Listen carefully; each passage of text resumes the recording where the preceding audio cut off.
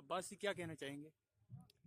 आज हम इसीलिए यहाँ इकट्ठे हुए हैं कि हमें सबसे बड़ी प्रॉब्लम ये है कि ये जो मल्ला शेखा अड़ाई हवेली है, इससे ऊपर तकरीबन 1.5 पंचायतें इससे ऊपर हैं।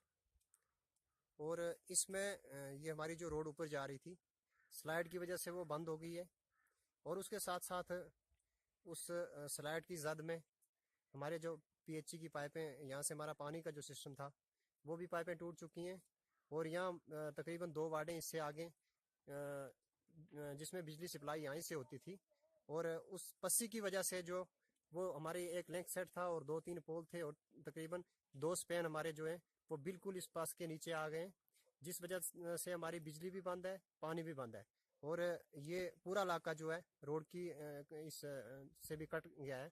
तो हमारी ज़िला इंतज़ामिया और तहसील इंतज़ामिया से यही गुजारिश है कि फौरी तौर पे, आगे सर्दी का मौसम आ रहा है, ना जाने कब बर्फ़ पड़ जाएगी, तो हमारी रोड को ये स्लाइड जो है ये भी उठाई जाए।